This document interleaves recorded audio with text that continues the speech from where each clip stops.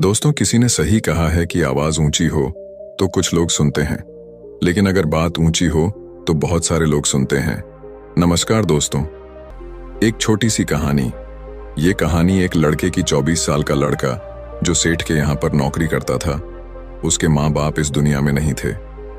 जिंदगी बड़ी परेशानी में चल रही थी। वो जाता था, रोजाना पैसे कमा करके घर आता था, खाना बनाता था, खाता था, सो जाता था। एक दिन उसने देखा कि एक बूढ़ा फकीर अपनी पीठ पर 3 ठेले लेके एक शहर से दूसरे शहर की ओर जा रहा था।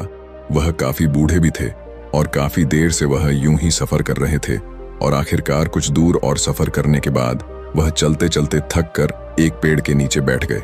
तभी उनकी नजर एक नौजवान युवक पर पड़ी जो उसी रास्ते से जा रहा था और वह भी उसी दिशा में जा रहा था जिस दिशा में उन बूढ़े फकीर को जाना था।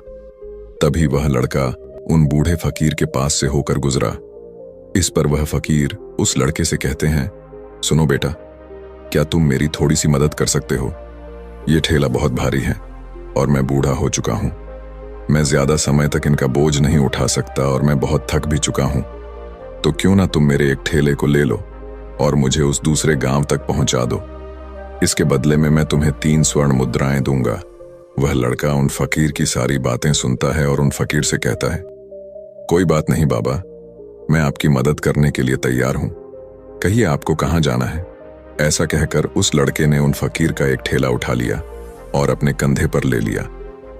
तभी उस जवान लड़के को यह एहसास हुआ कि यह ठेला तो सचमुच बहुत भारी है। वह लड़का और फकीर दोनों रास्ते में आगे की ओर बढ़ चले। कुछ दूर आगे चलने के बाद देखते ही देखते वह गांव खत्म होने लगा और अब एक सुनसान रास्ता आगे की ओर जा रहा था। वे दोनों अपने मार्ग में मस्त होकर आगे की ओर बढ़ रहे थे।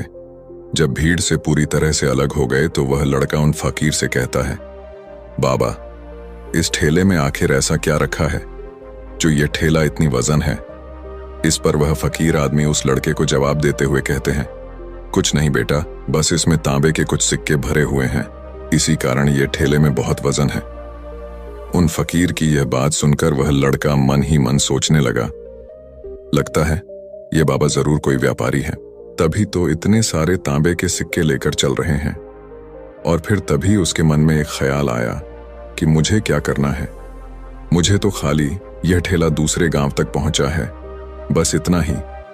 जैसे ही उसके मन में यह ख्याल आया, उसने तांबे के सिक्कों का वह ख्याल मन से निकाल दिया और अपनी धुन में मस्त होकर वह आगे की ओर चलने लगा। चलते चलते कुछ और समय बीता और वे दोनों एक नदी के किनारे जा पहुंचे। वह लड़का हट्टा कट्टा था और काफी चुस्त और तंदुरुस्त भी था, इसलिए वह बिना सोचे समझे उस नदी में उतर जाता है। किंतु वह फकीर अब भी किनारे पर ही खड़े थे।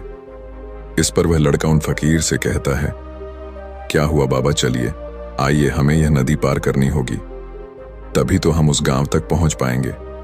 इस पर वह फकीर उस लड़के से कहते हैं, मैं जानता हूं बेटा कि हमें यह नदी पार करनी ही होगी, लेकिन जैसा कि तुम जानते हो मैं अब बूढ़ा हो चुका हूं और 2-2 ठेले लेकर मैं यह नदी पार नहीं कर सकता। कहीं मेरा पांव फिसल गया तो क्या होगा? क्या तुम मेरी एक और गठरी ले सकते हो? मैं तुम्हें इसके बदले भी 3 स्वर्ण मुद्राएं दूंगा। इस पर वह लड़का मुस्कुराते हुए उन फकीर से कहता है, बाबा, आप मुझे शर्मिंदा कर रहे हैं। यदि आप मुझे स्वर्ण मुद्राएं ना भी दें तो भी मैं आपका कार्य अवश्य करूंगा। मैं आपको उस दूसरे गांव तक जरूर पहुंचाऊंगा। इस पर वो फकीर मुस्कुराते हुए उस लड़के से कहते हैं, बेटा, तुम तो बड़े ही भले इंसान लगते हो। इतना कहकर उन्होंने वह दूसरी गठरी भी उस लड़के को थमा दी। उस लड़के ने जब वह दूसरी गठरी अपने कंधे पर रखी तो वह गठरी भी उसे बहुत ज्यादा भारी लगी, लेकिन उसने वहां पर कुछ नहीं कहा। जैसे तैसे उन दोनों ने नदी पार की। नदी पार करने के बाद बातों बातों में ही उस लड़के ने उन फकीर से कहा, बाबा, आखिर इस दूसरी गठरी में क्या है? ये गठरी भी बहुत वजन है। इस पर वह फकीर उस लड़के को जवाब देते हुए कहते हैं, बेटा, इसमें चांदी के सिक्के हैं, इसी कारण यह गठरी भी बहुत वजन है। उन फकीर की यह सारी बातें सुनकर अब उस लड़के का दिमाग तेजी से काम करने लगा था। वह यह सोच रहा था कि एक ठेले में तांबे के सिक्के हैं और दूसरी में चांदी के। ऐसा प्रतीत होता है मानो यह फकीर बाबा कहीं दूर से आ रहे हैं और उन्होंने अपनी सारी जमीन जायदाद बेचकर ये सारे सिक्के इकट्ठे किए हैं। तभी तो वह इतना धन लेकर चल रहे हैं, लेकिन वह लड़का उन फकीर से कुछ नहीं कहता और वे दोनों चुपचाप मार्ग में आगे की ओर बढ़ते चले जाते हैं। कुछ दूर आगे बढ़ने के बाद एक बार फिर एक सुनसान राह आती है। उस सुनसान रास्ते को देखते ही उस लड़के के मन में तरह तरह के विचार उत्पन्न होने लगे। वह यह सोचने लगा, अरे यह तो सुनसान जगह है, अगर मैं यह सिक्के लेकर यहां से भाग जाऊं तो यह फकीर मुझे कब तक दौड़ाएंगे। मुझे नहीं लगता कि मुझे कभी पकड़ पाएंगे और यहां पर कोई है भी नहीं जो इनकी मदद कर पाए। और वैसे भी ये बहुत सारे सिक्के हैं, मैं इनसे एक अच्छी दुकान खरीद सकता हूं, अपना नया व्यापार शुरू कर सकता हूं। और वैसे भी ये बूढ़ा फकीर अब इन पैसों का क्या करेगा, इससे अच्छा तो मैं ही इन्हें रख लेता हूं। वह लड़का यह सब बारे में सोच ही रहा था, तभी अचानक उसे खुद पर आश्चर्य हुआ। अरे मैं यह क्या सोच रहा हूं, ये फकीर बाबा न जाने कहां से आ रहे हैं और क्या खोज करके इन्होंने इतने सारे पैसे इकट्ठा किए होंगे। मुझे इनका फायदा नहीं उठाना चाहिए। नहीं नहीं, मुझे ऐसा नहीं करना चाहिए। उसने कुछ देर के लिए तो अपने मन के विचारों को काबू कर लिया, लेकिन कुछ देर बाद उसके मन के विचार उस पर देखते ही देखते हावी होने लगे। वह लड़का 2 ठेले लेकर उन फकीर के पीछे पीछे चल रहा था और कुछ दूर आगे चलने के बाद एक पहाड़ी आई। इस पर वह फकीर बाबा उस लड़के से कहते हैं, बेटा यह पहाड़ी मैं नहीं चढ़ पाऊंगा, मैं काफी बूढ़ा हो चुका हूं और मेरे घुटनों में भी दर्द रहता है।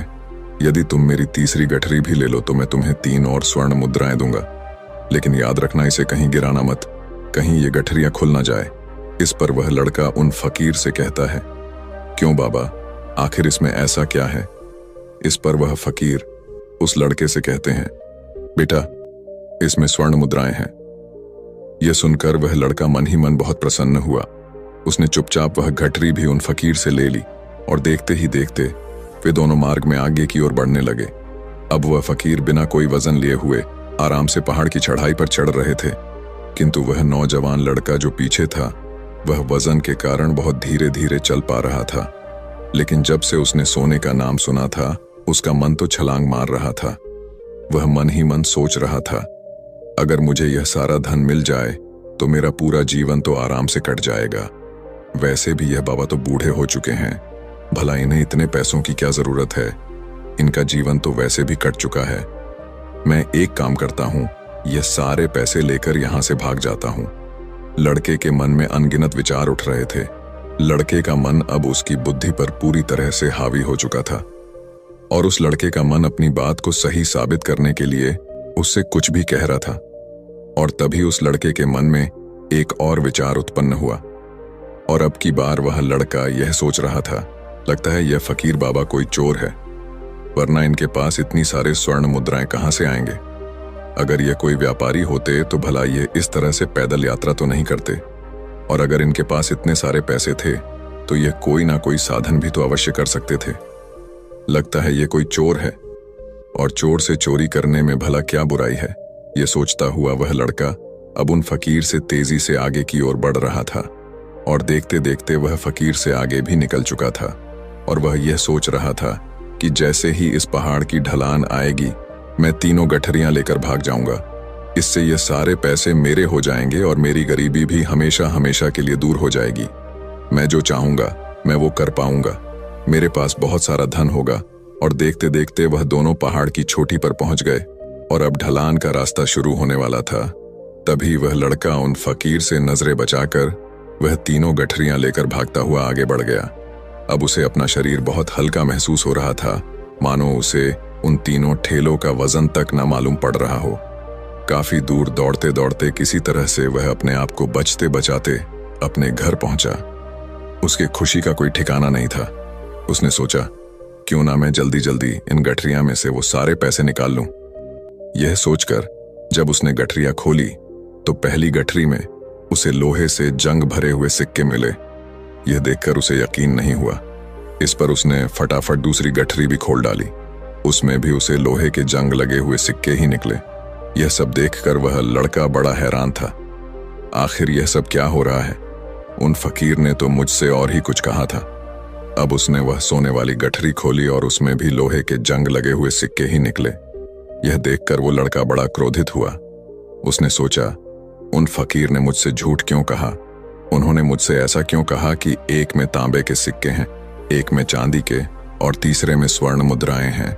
वह यह सब सोच ही रहा था कि तभी उसकी नजर उस थैले में पड़े एक पत्र पर पड़ी। उसने वह पत्र उठाया और उस पत्र में लिखा था, यह पूरा नाटक ईमानदार व्यक्ति की खोज करने के लिए रचा गया है और मैं इस राज्य का राजा हूं। मेरी कोई संतान नहीं और इसीलिए मैंने यह षड्यंत्र रचा है ताकि मैं अपने राज्य में किसी एक ऐसे ईमानदार व्यक्ति की खोज कर सकूं जो मेरे बाद इस राज्य का राजा बन सके और इस राज्य भार को संभाल सके। और इस राज्य का भार वही संभाल सकता है जो पूरी तरह से ईमानदार हो, जिसके मन में किसी प्रकार का कोई लालच ना हो। इतना पढ़ते ही वह लड़का जोर जोर से चिल्लाने लगा। वह सर पकड़कर बैठ गया। वो यह जानता था कि यदि वह अपने मन के विचारों पर काबू कर लेता तो उसका जीवन संवर सकता है, लेकिन वह अपने मन के विचारों पर काबू नहीं कर पाया। दोस्तों, महात्मा बुद्ध कहते हैं कि मन ही सब कुछ है। आप जो सोचते हैं वही बनते हैं। इसलिए आपका सबसे बड़ा दुश्मन भी आपको उतना नुकसान नहीं पहुंचा सकता जितना कि आपके मन के यह अनियंत्रित विचार पहुंचा सकते हैं। महात्मा बुद्ध कहते हैं, अपने भीतर ध्यान से देखो। हमारे भीतर जो विचार चल रहे हैं वही विचार शब्द बनते हैं और शब्द कर्म के रूप में प्रकट होते हैं। बार बार दोहराने पर कर्म बर्ताव में बदलता है और धीरे धीरे समय के साथ बर्ताव चरित्र में परिवर्तित हो जाता है और यही चरित्र हमारे भाग्य का निर्माण भी करता है। इसलिए हमें हमेशा अपने विचारों के प्रति सजग होना बहुत आवश्यक है। हमें जागरूक होना बहुत आवश्यक है। हमें यह जानना जरूरी है कि हमारे मन में किस प्रकार के विचार आ रहे हैं। आगे महात्मा बुद्ध कहते हैं कि कमजोरी हमेशा छोटे विचार से शुरू होती है। यह एक बीज के रूप में होती है और यदि इस बीज को नष्ट न किया जाए तो यह छोटा सा विचार बहुत जल्द ही एक विशाल वृक्ष का रूप ले लेता है और हमारी बुद्धि की सोचने और समझने की क्षमता को पूरी तरह से नष्ट कर देता है।